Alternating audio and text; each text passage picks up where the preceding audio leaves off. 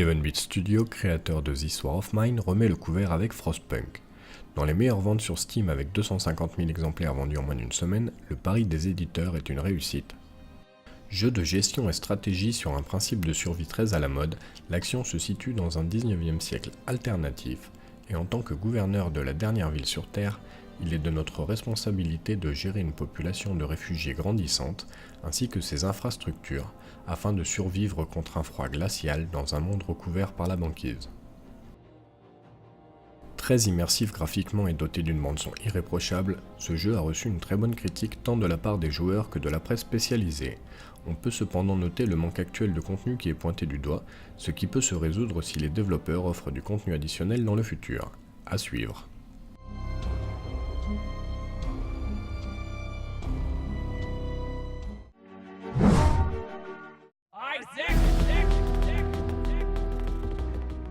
Vous souvenez-vous de ce jeu sordide sorti en 2011 ? Ce jeu où on vous le proposait d'incarner un enfant maltraité enfermé dans une cave pleine d'excréments et autres saletés. The Binding of Isaac nous revient avec ce que le développeur nous présente comme leur mise à jour finale. Possédant déjà un contenu conséquent gonflé par les nombreux ajouts venus s'ajouter au fil des années, cette dernière mise à jour vient clôturer l'expérience en rajoutant elle-même son lot de nouveautés. Au programme, 817 nouvelles chambres, 5 ennemis, un boss ainsi que de nouveaux objets. Ces nouveautés seront bien sûr portées sur console, mais les développeurs ne donnent pour le moment aucune date précise. De quoi patienter en attendant le prochain jeu d'Edmund Macmillan, Legend of Bombo, prévu cet été.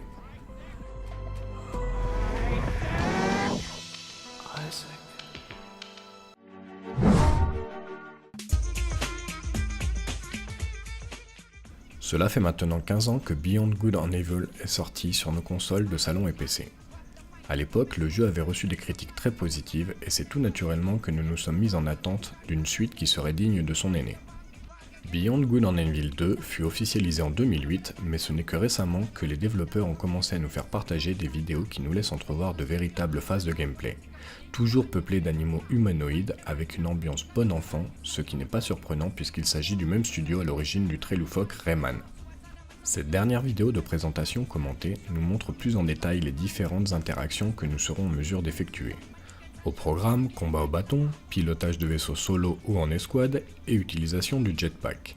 Il ne s'agit là que d'une vidéo pré-alpha qui ne représente qu'une brique d'information de ce chantier colossal au vu des ambitions démesurées affichées pour ce titre.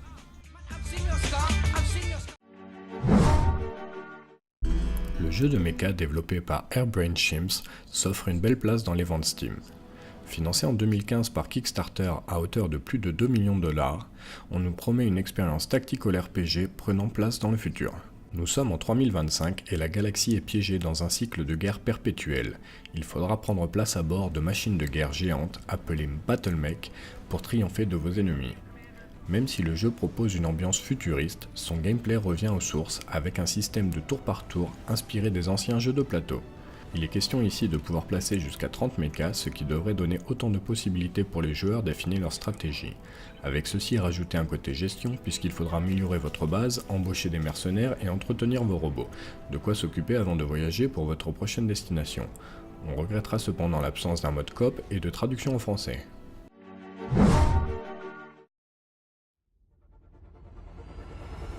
Overwatch recherche toujours sa nouvelle Symmetra et devrait nous en proposer un rework complet. Elle changera de classe pour devenir un héros défensif. Souvent considérée comme un pic occasionnel, elle devrait devenir plus polyvalente grâce à un tout nouveau kit. Fini le verrouillage de cible, son arme demandera désormais de savoir viser. Moins nombreuses et plus résistantes, ces tourelles pourront être lancées. Le téléporteur devient une compétence. Sa portée a considérablement été raccourcie, mais laissera désormais passer des objets en plus des joueurs. Grâce à elle, les développeurs offrent la possibilité d'effectuer de tout nouveaux combos puisque l'on pourra même faire passer des bombes de Diva, des tourelles de Tropjorn ou la roue de Junkrat. Enfin, même son ulti change pour laisser place à une énorme barrière à photons de 5000 points de vie qu'il sera possible de passer de la même manière que le mur de Mei.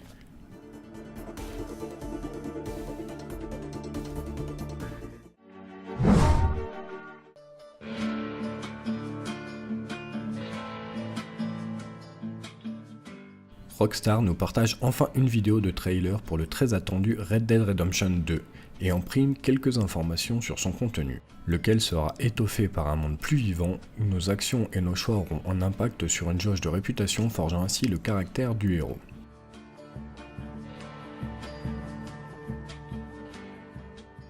La chasse est évidemment de retour avec cette fois la possibilité d'utiliser un arc qui, on l'imagine, sera certainement plus adapté à ce style d'activité. La météo ou le cycle jour-nuit devrait avoir un impact direct sur le comportement des PNJ. Et l'attitude de notre monture devrait varier en fonction des soins qui lui seront prodigués, de même qu'il faudra veiller à entretenir des feux de camp qui serviront de poste avancé pour vos futurs braquages. Lesquels qui, comme d'habitude dans les jeux Rockstar, seront une part importante de l'expérience. Nous devrions en savoir plus dans un futur proche puisque le jeu est toujours prévu pour octobre 2018 sur Xbox et PS4.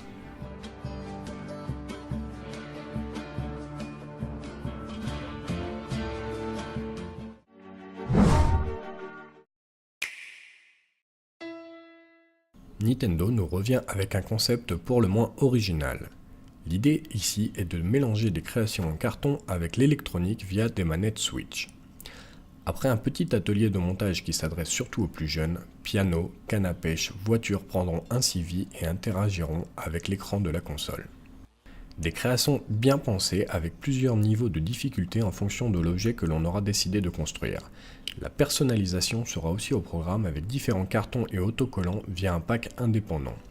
Un bon moyen pour les enfants de poser un peu leur écran et de s'atteler à une activité de bricolage qu'il sera possible de pratiquer en famille. Il est évident que la construction reste au cœur du projet et que l'intérêt se limitera principalement à cette dernière. Sachant qu'en moyenne un montage s'effectue en 1 heure, il est possible que nos enfants se lassent assez vite, ce qui peut revenir assez cher étant donné que le jeu est vendu une cinquantaine d'euros.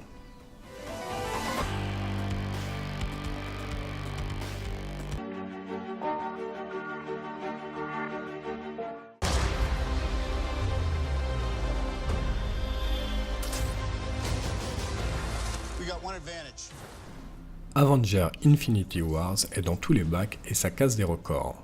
630 millions de dollars en 5 jours, ce qui lui permet d'être à la fois le record de la plus grosse sortie aux US détenue par Star Wars 7, mais également et de loin le record de la plus grosse sortie mondiale détenue par Fast and Furious 8. Et tout cela alors qu'il n'est même pas encore sorti en Chine. Wow. Tous les super-héros de Marvel remettent le couvert pour une bataille épique contre Thanos et ça envoie du lourd.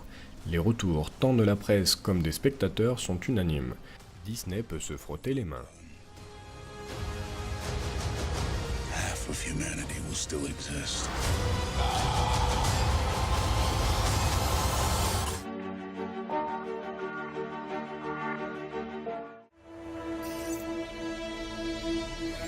Après des années de règne des processeurs Intel, AMD poursuit sa reconquête du marché gamer avec sa nouvelle gamme de CPU Ryzen seconde génération. Avec son système de refroidissement dernier cri et les efforts apportés à la compatibilité avec les cartes mères déjà sur le marché, AMD a toutes les cartes en main pour se relancer dans la course. D'autant plus que tout en maintenant des prix très abordables, la puissance de calcul n'est pas en reste. En effet, la gravure à 12 nano permet d'augmenter les fréquences et de réduire la consommation électrique. Si AMD peut continuer à ce rythme, pas de doute qu'il pourrait conquérir le cœur de nouveaux gamers.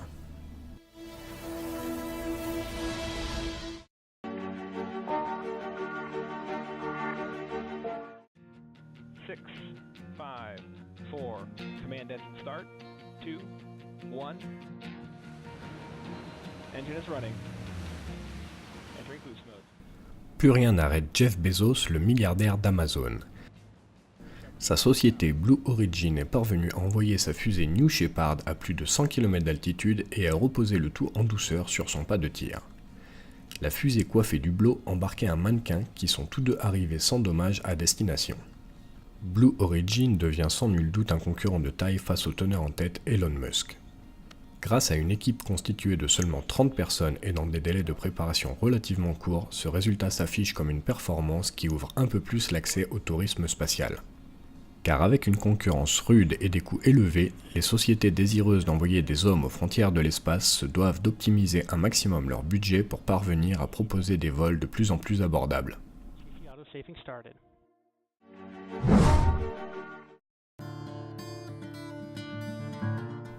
Difficile de ne pas être au courant que cette année 2018 aura connu la mort du brillant physicien Stephen Hawking, parti à l'âge de 76 ans. Nous apprenons par la suite que ce dernier avait déposé peu de temps avant sa mort une archive qui tente d'expliquer la théorie d'un multivers, autrement dit d'un univers parallèle au nôtre. Il ne s'agit là que de pistes qui n'apportent pas de réel bouleversement, mais qui pourront éventuellement servir d'outils pour expliquer ce phénomène si tant est qu'il existe bel et bien. Alors pourquoi on vous parle de ça ? Eh bien tout simplement parce que, comme Albert Einstein et sa distorsion de l'espace-temps, une théorie doit s'accompagner d'objets visuels pour être validée. Et pour Einstein, c'est le télescope Hubble qui a fait le travail. Pour la théorie d'un univers multiple, il y a fort à parier qu'il en sera de même avec, on l'imagine, un autre télescope. Pour cela, il faudra certainement s'équiper de nouveaux instruments afin d'aiguiser nos futures observations.